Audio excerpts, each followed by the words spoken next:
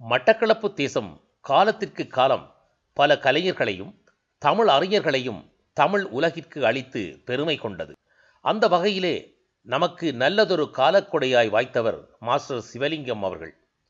அரை நூற்றாண்டு காலத்திற்கும் மேலாக சிறுவர்களுக்கு கதை சொல்லும் ஆசானாய், நகைச்சுவை நடிகனாய், வில்லிசை கலைஞனாய், சிறுவர் இலக்கிய படைப்பாளியாய் மட்டுமின்றி பத்திரிகை துறையிலும் உதவி ஆசிரியராய் இணைந்து பணிபுரிந்தவர்.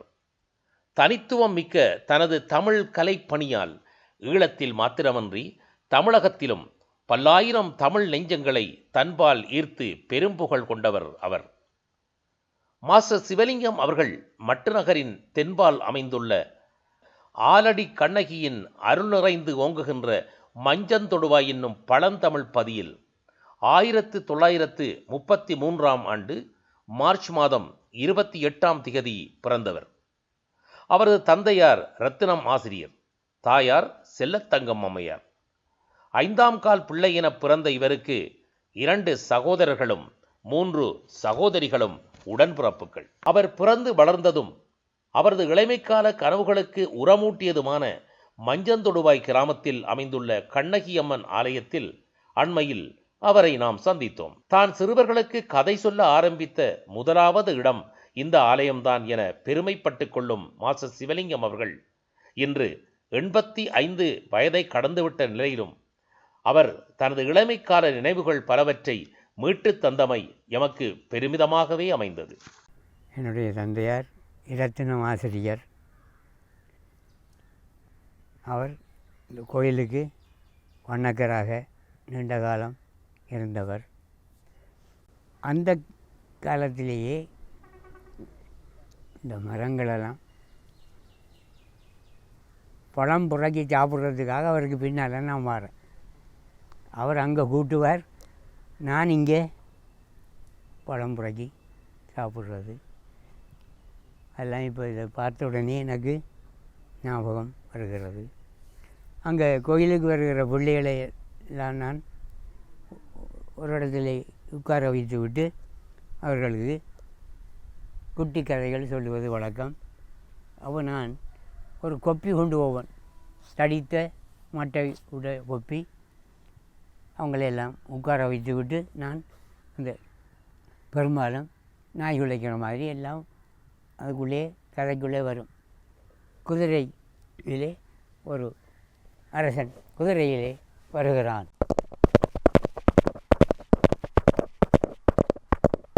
ஓடிப்போன குதிரை நடந்து போகிறது.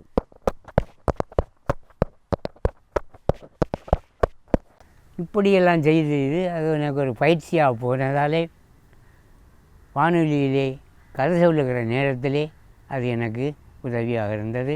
அந்த கதையில் வருகிற அந்த பாத்திரங்களுக்கு ஏற்ற மாதிரி சத்தம் போட்டு கதை சொல்லுவேன். மற்றது எங்கேயாவது ஒரு சத்தத்தை கேட்டால் வீட்டை போய் ஒரு இல்லாத இடத்துல நின்று அந்த சத்தத்தை செய்து பார்க்குறது. அது 2-3 தரம் செய்து பார்த்தா அதை ஓரளவு அப்படியே வந்துடும்.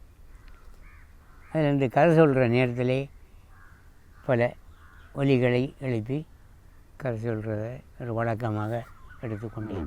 பயங்கர முரடன், பரட்ட தலை, முரட்டி மீச, முட்டக்கம் இப்படி சாப்பிட்றாங்க. கழுத சொல்லிக்குது, நாம் 3 பேரும் திடீரென்று இந்த கதவில் அடிச்சுட்டு சத்தம் போடுவோம். நீங்கள் பேரை என்று கத்திட்டு வெளியில் ஓட்டுவான்கள், நாம் வீட்டுக்குள்ளே போய் சாப்பிடுவோம். உடனே கழுத ஒரு பக்கம் கத்து, நாய்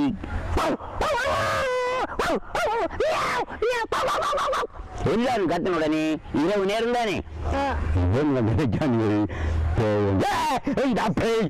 கதை ஓட்டிக்கிட்டு எல்லாரும் ஒரே ஓட்டம் திட்டி விட்டுக்கிறாங்க. ஓடின உடனே இவங்க 4 பேர் உள்ள போய் பார்த்தாங்க. விளக்கு பத்துது, நல்ல சாப்பாடெல்லாம் இருக்குது. 4 பேர் நல்லா சாப்பிட்டு கொண்டிருக்கிற நேரத்தில் போன கள்ளன்கள் திரும்பி வரான். டேய் பூனை பார்த்துது. எல்லாரும் ஜாக்கிரதை, விளக்க அணைச்சி விடுங்க, நீத்துடுங்க, விளக்க நிறுத்துடுங்க. நாய் ஊதி நீத்துட்டு இருட்டு. அண்ணன் ஒரு சத்தத்தையும் காணல.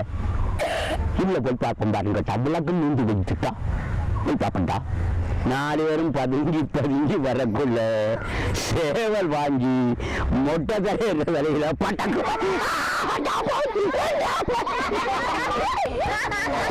ஓட்டம் ஞாயிறாளுக்கு கலைய விட்டு போய் கால் விஞ்சு வச்சு பூனராளுக்கு அடே உண்மையான பேய்தான் என்று காத்திட்டு ஒரே ஓட்டம். சிறுவயதிலேயே மாஸ்டர் என்னும் பட்டத்தை பெற்றவர் இவர். அந்த பட்டம் எவ்வாறு தனக்கு வழங்கப்பட்டது என்பதை இவ்வாறு நகைச்சுவை ததும்ப கூறினார். இலத்தினம் ஆசிரியர் அவர் மாஸ்டர். அப்போ கிராமத்தில் உள்ள அங்கள் கண்ட உடனே இந்த குட்டி மாஸ்டர் போகிறார் அதை கேட்டு மட்டாகணும். ஓ மாஸ்டர் மகன் என்ன இவர் மாஸ்டர். அது மாஸ்டர் ரெண்டே வந்துட்டு. சிவலிங்கம் வேண்டா ஆறாண்டு தெரியாத இந்த மாஸ்டர் சிவலிங்கம் வேண்டா அந்த கதை சொல்கிறபடி என்னென்ன என்ற அளவிலே வந்து விட்டது. அது அந்த கதையோடு ஒட்டிட்டது பேரும். மாஸ்டர் அவர்கள் மட்டக்களப்பு மாநகர சபையில் கதை சொல்லும் கலைஞராக பணியாற்றியவர். இதுவே அவரது நிரந்தர தொழிலாகவும் அமைந்துள்ளது. இவர் சிறுவர்களுக்கு கதை சொல்லுபவராக மட்டுமல்லாது கவிதை, நாடகம், வில்லுப்பாட்டு, நகைச்சுவை, உரைச்சித்திரம், சிறுவர் இலக்கியம் என பல துறைகளில் பிரகாசித்தவர். இது தொடர்பாக அவரிடம் வினாவிய போது தான் நாடகத் துறையில் நுழைந்த விதம் பற்றி இவ்வாறு கூறினார். சில இடங்கள் எங்கெங்கே நாடகம் நடக்குதோ அங்கே இப்படியே போய் சேர்ந்துருவேன். அங்கே நாடகத்தை பார்த்து கொண்டு இருக்கிற நேரத்திலேயே எங்கள் மனதில் இதை இப்படி எழுந்தால் நல்லா இருக்குமே, இதை இந்த பாத்திரத்தில் இப்படி பேச வச்சுருந்தா நல்லா இருக்குமென்று மனதில் நினைப்பு. வீட்டை போய் நான் எழுதுறது.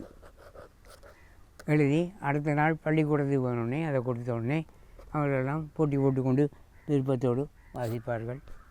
அப்படி அந்த ஆர்வத்தில் தான் பிறகு சிறுவர்களுக்கு கதை சொல்கிறது ஒரு இதாகவும் எழுதுறதாகவும் போய் நான் சிந்தாமணி பத்திரிகையிலே வேலைக்கு சேர்ந்த நேரத்திலே சிறுவர் சிந்தாமணி என்ற அந்த பிள்ளைகளுக்குரிய பகுதிக்கு என்னை புலவர்மணி அவர்கள் பொறுப்பாக விட்டு அதிலேயே நானும் கதை எழுதணும், புதுதாக்களுக்கும் வாய்ப்பு கொடுக்கணும் என்று சொன்னார். அந்த இதிலே வளர்ந்து வந்து தான் நான் கதை எழுத ஆரம்பித்ததும் அதுக்கடுத்து பல புத்தகங்களை கதை புத்தகங்களை வெளியிடுகின்ற வாய்ப்பும் கிடைத்தது. கிராம சஞ்சிகை நிகழ்வொன்றில் இஸ்மாலெப்பை என்று ஒரு முஸ்லீமாக பாத்திரம் ஏற்று நடித்ததை அவர் இன்னும் மறக்கவில்லை. என்ன இஸ்மாலெப்பை எப்படி என்னத்தை கேட்குறீர்கள்?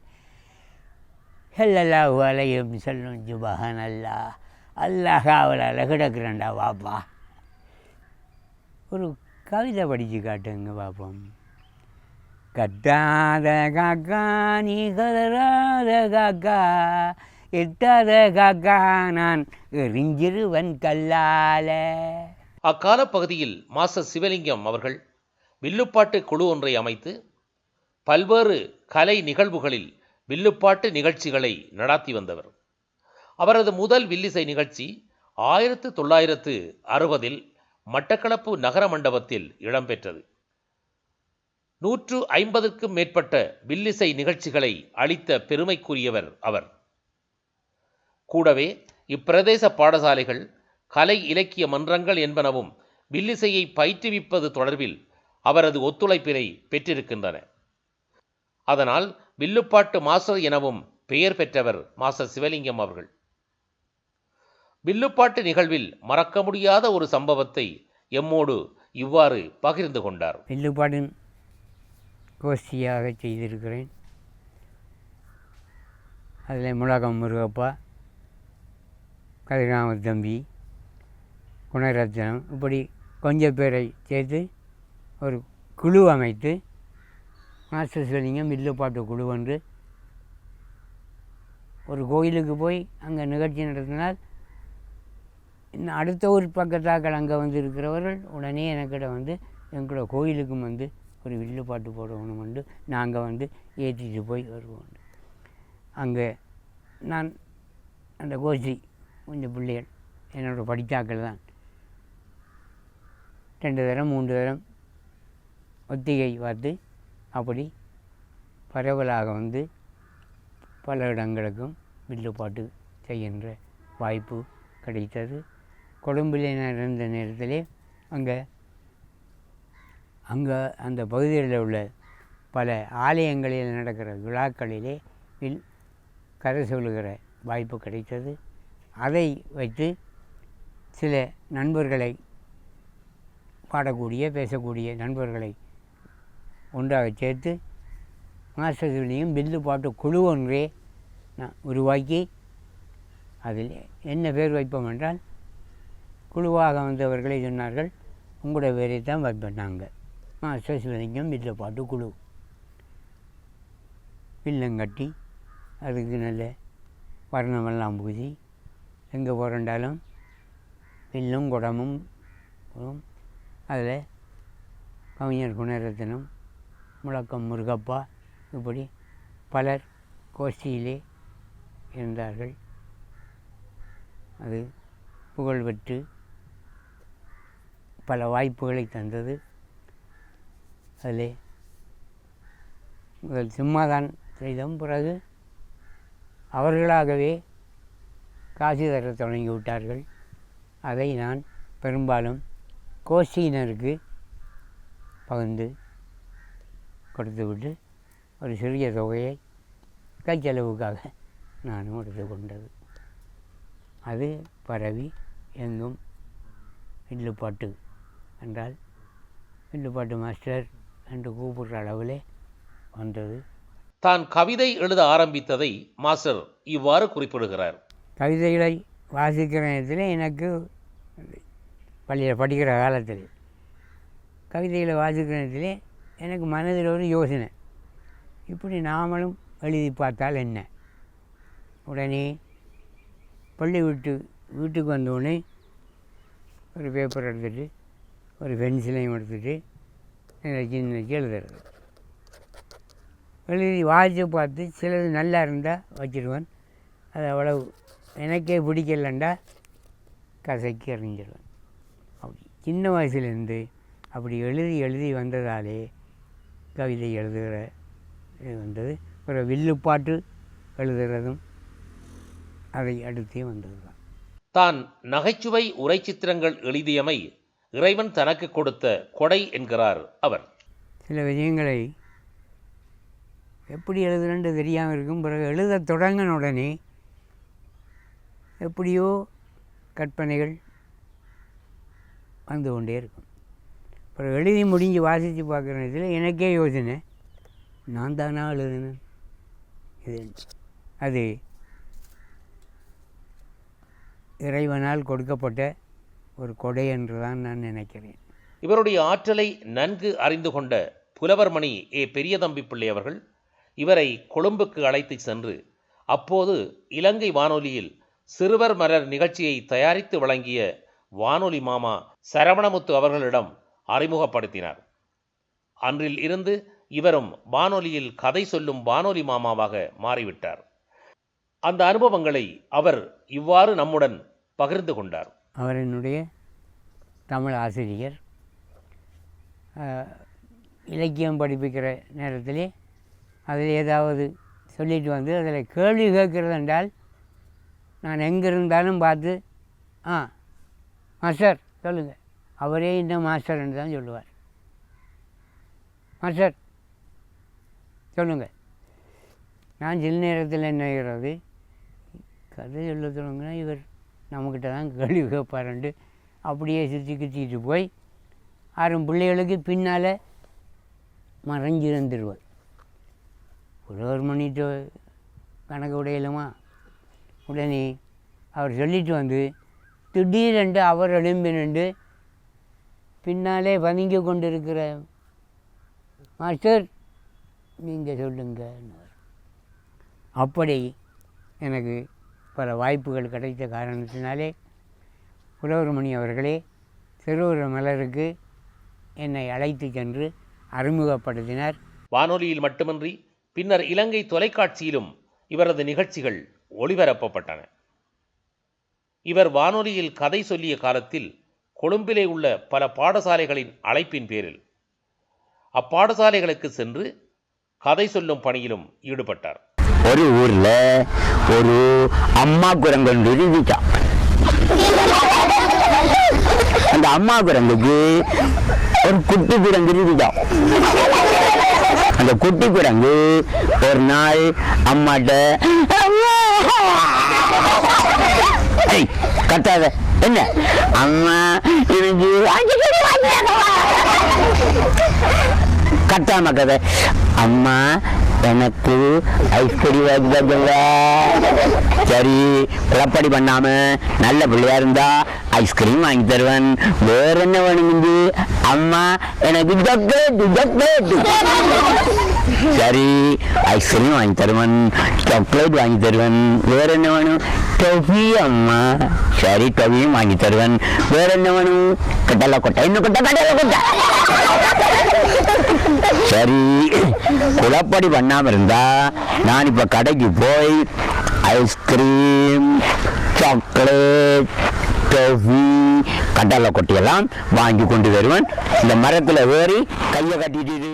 பிரபல பத்திரிகை ஆசிரியர் திரு எஸ்.டி. சிவநாயகம் அவர்களை தனது படைப்பிலக்கிய துறையின் வழிகாட்டியாக பெருமைப்படுத்திக் கொள்ளும் மாஸ்டர் அவர்கள் கொழும்பில் வாழ்ந்த காலத்தில் திரு எஸ்.டி. சிவநாயகம் அவர்களை பிரதம ஆசிரியராக கொண்டு வெளிவந்த தினபதி, சிந்தாமணி ஆகிய பத்திரிகைகளின் துணை ஆசிரியராக ஏறத்தாழ 17 ஆண்டுகள் பணியாற்றியுள்ளார்.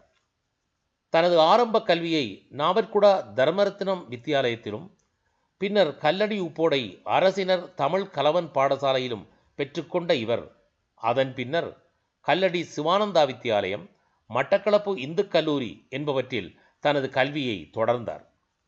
அக்காலத்தில் புலவர்மணி ஏ. பெரியதம்பி பிள்ளை, பண்டிதர் வித்துவான் வி.சி. கந்தையா போன்றவர்களிடம் தான் தமிழ் பயின்றதை பெருமையாக கூறுவார். இவர் சென்னையில் சந்தனு கலைக்கல்லூரியில் 1 வருட காலம் கார்ட்டூன் எனப்படும் கேலி சித்திரங்கள் வரையும் கலையினையும் வில்லிசை கலையினையும் பயின்றதை மகிழ்வோடு நினைவுபடுத்தியுள்ளார். கார்ட்டூன் படிக்கிறதுக்குன்ட்டு அங்கே போன நேரத்திலே எனக்கு அங்கே கார்ட்டூனை விட நாடகங்கள்லாம் ஈடுபாடு வந்து விட்டது. நாடகம் பார்க்க போனால் இதை வைக்கி அந்த பார்த்த நாடகத்தில் நான் தங்கியிருக்கிற வீட்டை இருந்து ஒத்திகை நானே செய்கிறது. அப்படி வந்து அங்குள்ள சில நண்பர்கள் நாமளும் நடித்தா என்னண்டு செய்வோம், நீங்கள் தான் டைரக்டர். சரி கொஞ்சம் பேரை வச்சு நானே இது பண்ணி அங்கே பல நிகழ்ச்சிகள் பல விழாக்களில் செய்யக்கூடிய வாய்ப்புகள் கிடைக்கும். தென்னிந்தியாவில் இருந்த காலப்பகுதியில் அங்கு பல கலைஞர்களுடனும் நடிகர்களுடனும் நட்பு கொண்டிருந்ததாகவும் குறிப்பிட்டார். அதில் நடிகர் திலகம் சிவாஜி கணேசனிடம் அறிமுகமான கதையை இவ்வாறு கூறுகிறார். சிவாஜி கணேசனை நான் சந்திக்க போன நேரத்திலே ஒருவர் என்ன கூட்டிகிட்டு போனவர் போய் சிவாஜி கணேசன்கிட்ட சொன்னார், இவர் சிரோனை சேர்ந்தவர், மாஸ்டர் சிவலிங்கம், பல குரலில் பேசுவார், உங்களை போலையும் பேசுவார். அந்த உடனே சிவாஜி கணேசன் எனக்கு நடுக்க தொடங்கிட்டு, நடிகர் திலகம் என்ன கூப்பிட்றாரு, வாங்க வாங்க போனேன். ஏதாவது ஒரு பாத்திரத்தை நடித்து காட்டுங்கன்றார். நான் உடனே, மனோகரா உன்னை எதற்காக அழைத்தேன் தெரியுமா? பிரித்து கொள்ளுங்கள், தயவு செய்து அழைத்து வரவில்லை, இழுத்து வர செய்திருக்கிறீர். இதுவரை என் கட்டளை தெரிந்து கொண்டிருப்பாய் நீ. கட்டளையாயது கரை காண முடியாத ஆசை, பொன்னும் மணியும் மின்னும் முத்தும் பூட்டி முழுக்கு தங்க தொட்டிலே சந்தன கட்டிலே வீரனே விழி நிறைந்தவனே தீரர் வழி வந்தவனே என்று யாரை சீராட்டி பாராட்டினீர்களோ அந்த மனோகரனை சங்கிலியால் பூட்டி சபை நடுவே நிறுத்தி சந்தோஷம் காண வேண்டும் என்ற தங்களின் தனியாத ஆசைக்கு பெயர் கட்டளையா தந்தனையே.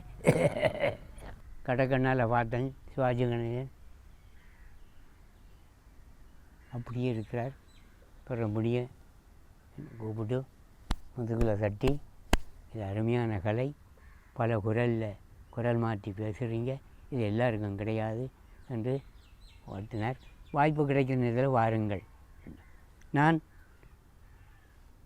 வாய்ப்பு கிடைக்கிற நேரம்லாம் சிவாஜி கணேசனுக்கு ஷூட்டிங் இல்லை என்று படப்பிடிப்பு இல்லை என்று கேள்விப்பட்டால் அங்கே போய் சிவாஜி கணேசனோட கொஞ்ச நேரம் கழிச்சிட்டு வர்றது, அது பெரியொரு வாய்ப்பு என்று நான் நினைக்கிறேன்.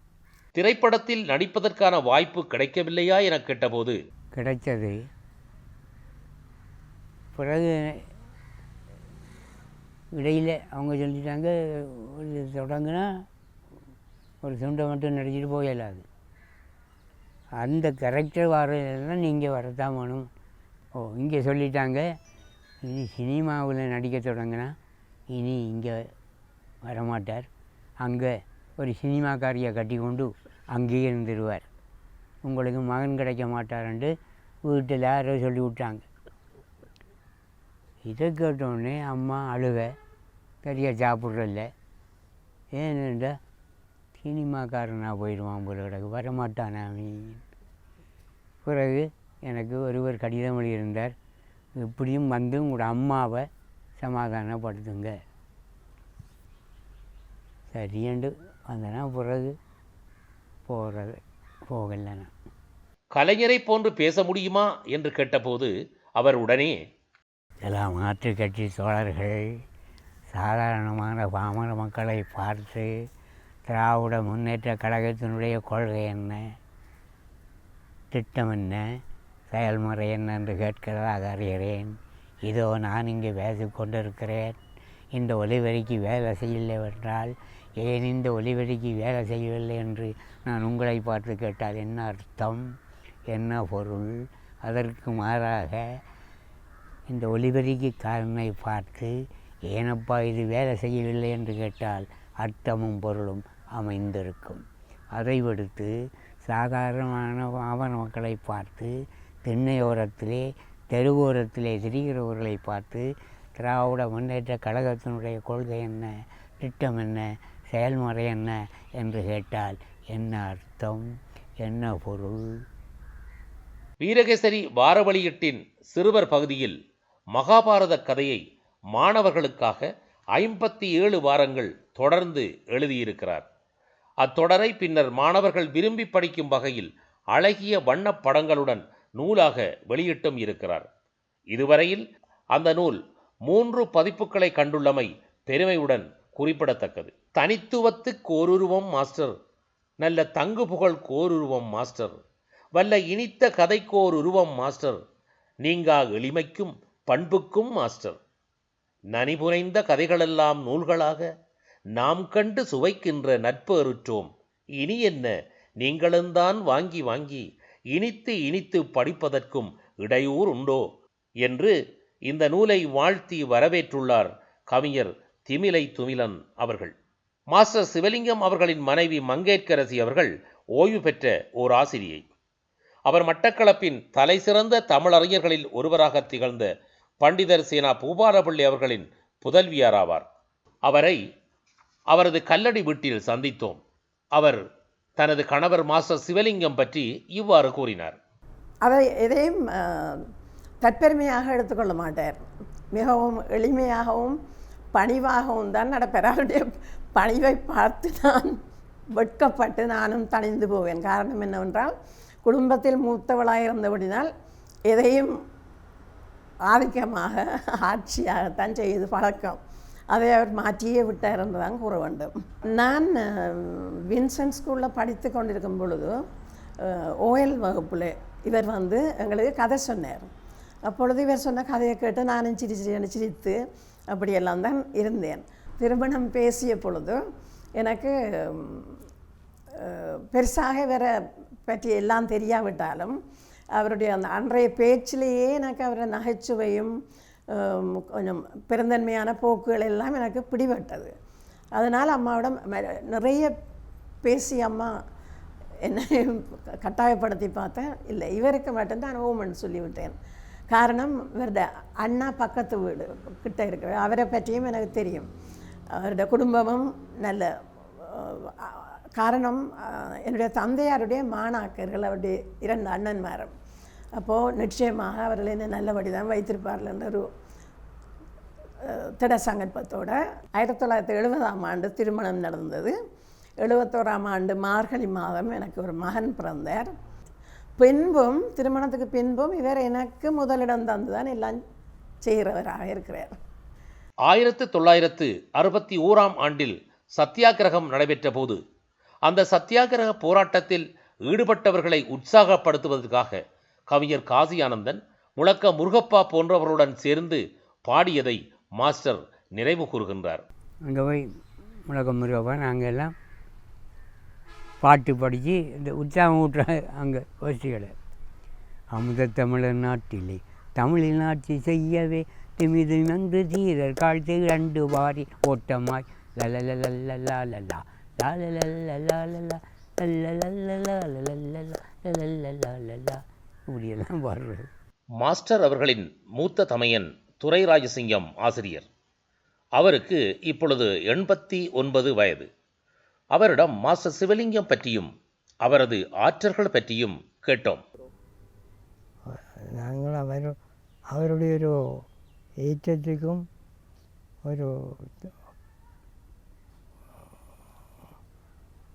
அவருடைய ஒரு முன்னேற்றத்துக்கும் நாங்கள் தான் காரணம் என்று சொல்கிறது தைரியம் இல்லாமல் இருக்கு எங்களுக்கு. ஏன்றால் நாங்கள் அந்த அளவு ஒரு இது அவருக்கு செய்ய இல்லை.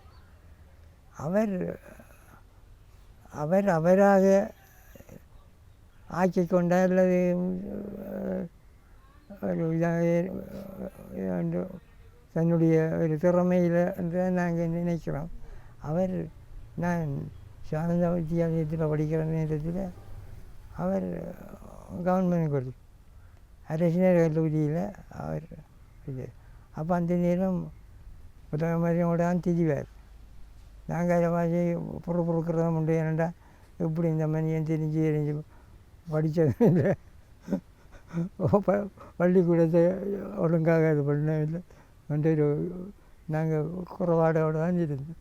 பிரபல எழுத்தாளரும் கவிஞருமான சேனா குணரத்னம் அவர்களிடம் மாஸ்டர் சிவலிங்கம் அவர்களை பற்றி கேட்டபோது, மட்டக்களப்பின் நகைச்சுவை குமரன் என்று மிகவும் புகழ்பெற்ற மாஸ்டர் சிவலிங்கம் அவர்களுடன் நான் மிக நீண்ட காலமாக என்னுடைய திருமணம் முடிக்கிறதுக்கு முதல் மிக நீண்ட காலமாக அவரோட தொடர்பு கொண்டு வைத்திருந்தேன். அவர் என்னோட மிச்சம் ஒரு பண்பான அவர்கிட்ட இருந்து நான் இடமக்காலம் அவரோட தெரிஞ்சினான். கிட்டத்தட்ட 24-23 வயதுகளில் இருக்கும் நினைக்கிறேன். அந்த காலம் எல்லாம் அவருடைய ஒரு பொன்னான காலம் என்று சொல்லுவேன். அவரோட வாழ்ந்த காலம்.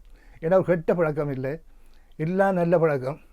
அப்படி தச்சலாக நாங்கள் இளம் பிள்ளைகள் போய் அங்கே அலைஞ்சால அப்படி எட்டி பார்த்தாலும் வந்து ஓட்டி பார்த்து அப்படி கொண்டுவார். அந்த மாதிரி நாங்கள் சுதந்திர நிலைக்க கூட பக்கத்தில் ஒரு காமன்ஸ் இருந்தது. அப்போ அதுக்கு பின்னால் போய் நான் இப்படி எட்டி பார்க்கக்கூட கவிஞர் எல்லாம் வாங்கன்னு கூட்டி கொண்டு போய் எல்லாம் செய்வார். அப்படி கொஞ்சம் பகுதியாக தான். மற்றது அவரால் தான் நான் ஒரு கவிஞர். இந்த மேடையிலே வந்து இந்த வில்லுப்பாட்டு மேடையில் முதலாக என்ன, அப்போ நான் பெரிய கவிஞர் இல்லை, சாதாரண கவிஞர் தான். இந்த வில்லுப்பாட்டுக்குரிய பாடல் பேசுகிறத காசாந்தன் எழுதுவார், அவங்க எழுதி கொடுப்பார். மற்ற சும்மா கொஞ்சம் லோக்கல் பாட்டுகள்லாம் நான் எழுதுவேன், எழுதியெல்லாம் கொடுத்து அது நானே படிப்பேன்.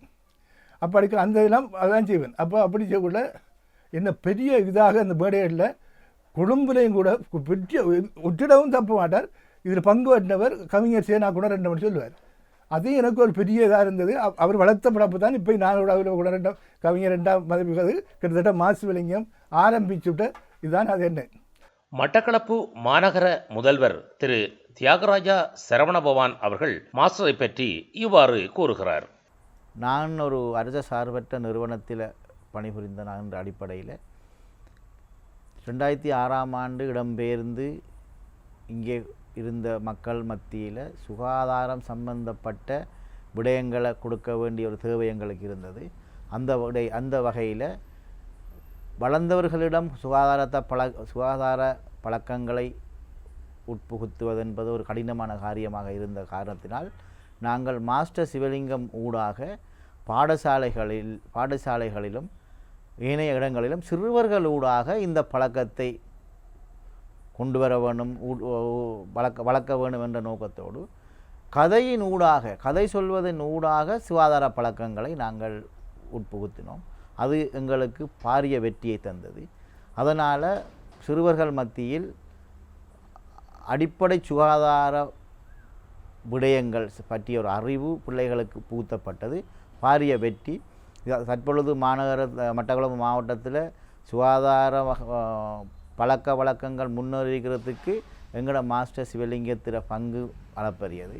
சிறுவர்களிடம் கதை சொல்வதன் ஊடாக கதை மூலமாக பிள்ளைகளுக்கு நல்ல இந்த சுகாதார வழக்கங்களை உருவாக்கியவர், வளர்த்தெடுத்தவர். அந்த வகையில் அவருக்கு நான் ஒரு அரசு சார்பற்ற நிறுவனத்தில் பணிபுரிந்தவன் என்பதோடு மட்டக்களப்பு மண் என்ற அடிப்படையில் நான் அவருக்கு நன்றியை தெரிவித்துக் கொள்கிறேன். அவரை மாதிரி கலைஞர்களை உருவாக்க வேண்டும் என்ற நோக்கத்தில் தான் நாங்கள் கலாச்சார குழுவொன்றை உருவாக்கி இருக்கின்றோம். அதன் மூலம் எங்களது பௌர்ணமி விழாக்களில் அவர்கள் மூலம் அவரை போன்ற கலைஞர்கள் உருவாக்க வேண்டும். அண்மையில் கூட 2 நபர்கள், அவரது மருமகனும் ஒரு மேடையர் இருந்தார். அவரை போல ஒரு கதை சொல்லும் கலைஞனாக மாறுவதற்கு கடந்த பௌர்ணமி விழாவிலும் கூட ஒரு நபர் மாஸ்டர் சிவலிங்கத்தை போன்று கதை சொல்வதற்கான திறமை வளர்த்து கொள்ள வேண்டும் என்று மேடையர் இருந்தார். எனவே எங்களது மேடைகள் மாஸ்டர் சிவலிங்கம் போன்ற கலைஞர்களை உருவாக்குவதற்கு வழிவகை துணை நிற்கும் என்று. வடகிழக்கு மாகாண சபையின் சிறுவர் இலக்கியத்திற்கான சாகித்ய மண்டல விருது, அன்பு தந்த பரிசு என்ற சிறுவர் இலக்கியத்திற்காக மட்டக்களப்பு எழுத்தாளர் ஊக்குவிப்பு மையத்தின் தமிழியல் விருது போன்ற விருதுகளையும் பெற்றுக்கொண்ட மாஸ்டர் அவர்கள் பயங்கர இரவு, அன்பு தந்த பரிசு, உறைபனி தாத்தா, சிறுவர் கதைமலர் என பல நூல்களையும் எழுதி வெளியிட்டுள்ளார். இது பற்றி அவரிடம் கேட்டபோது, நூல் வெளியீடு பெரும்பாலும் நானாக ஒன்றும் செய்கிறதில்லை. அங்கே ஒரு சங்கம் தாங்களே ஒரு புத்தகத்துக்குரிய கதையெல்லாம் கேட்பார்கள். கொடுத்தால் அவர்களே எல்லாம் செலவு செய்து புத்தகங்களை வெளியிட்டார்கள். எனக்கும் சில புத்தகங்களை தருவார்கள். சுவாமி கிருபானந்த வாரியார் அவர்கள் வழங்கிய பட்டம், வில்லிசை செல்வர் என்ற பட்டம் முன்னாள் அமைச்சர் செல்லையா ராஜதுரை அவர்கள் வழங்கியது. கலாபூஷணம் இலங்கை கலாச்சார அமைச்சு வழங்கிய பட்டம். கலைக்குரிசில் என்ற பட்டம் மட்டக்களப்பு இந்து சமய அபிவிருத்தி சங்கம் வழங்கியது. சிறுவர் இலக்கிய செம்மல் கொழும்பு தமிழ்ச்சங்கம் வழங்கிய பட்டம். இவ்வாறு பல பட்டங்களுக்கு சொந்தக்காரரான இவர் அந்த பட்டங்கள் பற்றி கூறுகையில், அதை ஒவ்வொரு நிகழ்ச்சிகள்லையும் ஒவ்வொரு ஏதாவது ஒரு கௌரவ பட்டம் தருவார்கள். அது கேட்டு கேட்டு அழுத்த மாதிரி போயிடுறது. அதை நான் பெருசாக எடுக்காது. ஆரம்பத்தில் அது பெருசாக தான் எடுக்கிறேன். அங்கே தந்துட்டாங்கன்றலாம். பிறகு இது சாதாரணமாக போயிட்டது. மட்டக்களப்பு மாவட்ட செயலாளரும் அரச அதிபருமான திரு மாவண்ணா உதயகுமார் அவர்கள் மாஸ்டர் அவர்களை பற்றி இவ்வாறு கூறுகிறார். மட்டக்களப்பின் முதுபெரும் சொத்தாக வழங்கக்கூடிய மாஸ்டர் சிவலிங்கம் அவர்களுடைய ஆவணப்படுத்தப்படுகின்ற இந்த ஆவணப்படுத்தல் பதிவுக்கு என்னுடைய பதிவினை செய்வதில் நான் மகிழ்ச்சி அடைகின்றேன். உண்மையிலேயே மட்டக்களப்பு மாவட்டத்துக்கு ஒரு சொத்தாக, மட்டக்களப்பு மாவட்டத்திலே இருக்கின்ற மக்களுடைய, குறிப்பாக இளம் சிறுவர்களுடைய மனங்களிலே நீங்காத இடம் பெற்றுக்கொண்ட மாஸ்டர் சிவலிங்கம் அவர்கள் ஒரு கலைஞனாக, புத்தக எழுத்தாளனாக, இலக்கியவாதியாக, நகைச்சுவை ததும்பக்கூடிய வகையிலே அந்த தன்னுடைய இலக்கிய ரசனைகளை வெளிப்படுத்துகின்ற ஒரு நவரச ஒரு மனிதனாக திகழ்ந்திருக்கின்றார். மட்டக்களப்பு மாவட்டத்தினுடைய கலை இலக்கிய புலத்திலே மாஸ்டர் சிவலிங்கம் அவர்கள் மறக்க முடியாத ஒரு சரித்திரமாக இருப்பார் என்பதிலே எந்தவித ஐயமும் இல்லை. இந்த ஆவணப்படுத்தல் என்பது மிக முக்கியமான ஒரு நிகழ்வாக நாங்கள் பார்க்கலாம். எங்களுடைய எதிர்கால சந்ததியினருக்கு அவருடைய இவ்வாறான சிறப்பான அம்சங்கள் கொண்டு செல்லப்பட வேண்டியதற்கு இந்த ஆவணம் வழிகோலும் என நான் நினைக்கின்றேன். மீன்பாடும் தேன்னாடாம் மட்டுநகரிலே கிழக்கே கல்லடி பிரதேசத்தில் வாழ்ந்து கொண்டிருக்கும் கதை மாமணி மாஸ்டர் சிவலிங்கம் அவர்களின் ஆவண கருத்து தொகுப்பு படத்தில் கருத்து சொல்வதில் பெருமை அடைகின்றேன்.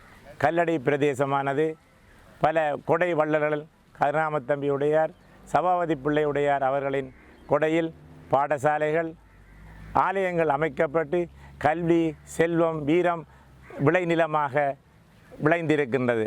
தனக்கேயான ஒரு பாணியில் கதை சொல்வதிலும் வில்லுப்பாட்டுக்களை நிகழ்த்தி மக்களை மகிழ்வில் ஆழ்த்தி தனக்கு முன்னரும் தனக்கு பின்னரும் இவ்வாறான ஒரு நிகழ்வை செய்ய முடியாத அளவுக்கு ஒரு சிறந்ததொரு கலைஞராக வாழ்ந்த கதை மாமணி மாஸ்டர் சிவலிங்கம் அவர்கள் எம்மையெல்லாம் கதை சொல்லி வளர்த்த பெருமை அவருக்குண்டு. எமது கல்லடி உப்போடை நொச்சுமுனை ஸ்ரீ சித்தி விநாயகர் பேச்சியம்மன் ஆலய தலைவர் என்ற வகையில் நாங்கள் பெருமிதம் கொள்ளுகின்றோம். இந்த வாழும்போதே இவ்வாறு ஒரு நிகழ்வை அவர் ஏற்படுத்தி அவருடைய பெருமையை உலகுக்கு நிரந்தரமாக ஆற்றக்கூடிய ஒரு சேவை இந்த ஒளிப்பதிவின் மூலம் கிடைக்கக்கூடியதாக இருக்கின்றது. மிகப்பெரிய ஒரு செயல் என்று கேட்டால் இமிக்ரி பண்ணுவது. அது எல்லாராலையும் முடியாது. மற்றொரு குழந்தைக்கு அவர் ஒரு குழந்தையாக இருப்பால், ஒரு மிருகங்களே எப்படி இருக்கும் என்று சொல்லி அந்த வாய் அசைவு மூலமாக குழந்தைகளுக்கு அவர் அந்த பாடத்தை கதை சொல்லும் விதமாக அந்த பாடத்தை புகுத்திய மாபெரும் ஆசான். இன்னும் பல ஆண்டுகள் வாழ வேண்டும். ஆனால் நானும் ஒரு கலைஞன் என்ற வகையில் அப்படிப்பட்ட கலைஞர்கள் இன்று எமது மண்ணில் உருவாகாமல் இருப்பது எங்கள் மட்டக்களப்பு மண்ணுக்கு ஒரு பாரிய ஒரு இழப்பாக இருந்து கொண்டிருக்கின்றது. எமது கிராமத்திலே பிறந்து வளர்ந்து பெருமைக்குரிய ரட்னம் ஆசிரியர் அவர்களுக்கு மகனாக பிறந்த மாஸ்டர் சிவலிங்கம் ஐயா அவர்கள் எமது கிராமத்துக்கு மட்டுமல்ல இலங்கை நாட்டுக்கே ஒரு சிறந்த கலைஞராக, ஒரு வானொலி பேச்சாளராக, ஒரு பத்திரிகை ஆசிரியராக, ஆலயங்கள் தோறும் பாடசாலைகள் தோறும் கதாபிரசங்கள் மாணவர்களை மகிழ்ச்சி ஊட்டி சிறப்பான முறையிலே செயற்பட்டு வந்த மாஸ்டர் சிவலிங்கம் ஐயா அவர்கள் மட்டக்களப்பு மண்ணுக்கும் எமது மஞ்சந்துருவாய் கிராமத்துக்கும் பெருமை சேர்த்த ஒரு மனிதர். மாஸ்டர் சிவலிங்கம் அவர்களது மணிவிழா மட்டக்களப்பு கலை இலக்கிய அமைப்புகளின் சார்பில் உலக சிறுவர் தினமான 1994 அக்டோபர் மாதம் 1ஆம் திகதி மட்டக்களப்பு வின்சென்ட் மகளிர் உயர்தர கல்லூரியில் மிகவும் சிறப்பாக இடம்பெற்றது. அந்த விழாவில் கவிஞர் வெல்லவூர் கோபால் அவர்களால் தொகுக்கப்பட்ட மாஸ்டர் சிவலிங்கம் மணிவிழா மலரும், மாஸ்டரால் எழுதப்பட்ட அன்பு தந்த பரிசு என்ற சிறுவர்களுக்கான கதை தொகுதியும் மணிவிழா குழுவினரால் வெளியிடப்பட்டன. இந்த நிகழ்வில் மாஸ்டர் சிவலிங்கம் அவர்களுக்கு வாழ்த்துரை வழங்கிய கவிஞர் அமரர் சிவானந்த தேவன் குறிப்பிட்டவாறு, வில்லெடுத்து இசை மீட்டி வெற்றி அதில் ஈட்டி விளக்கமுற ஊரங்க நாடகங்கள் காட்டி பொல்லெடுத்து வாளெடுத்து பொய்வேடம் புனைந்து பொக்கைவாய் கிழவனென போடியென நடித்து சொல்லெடுத்து தேன்குலைத்து சிறுகதைகளாக்கி சிறுவருளம் மகிழ்வுறவே வானொலியில் வண்ணச் சொல்தொடுக்கும் மாமாவாம் மாஸ்டர் சிவலிங்கம் தொடர்ந்து தமிழ் பணியாற்றி சுற்றமுடன் வாழ்க என்று நாமும் வாழ்த்தி நிற்போம். வணக்கம்.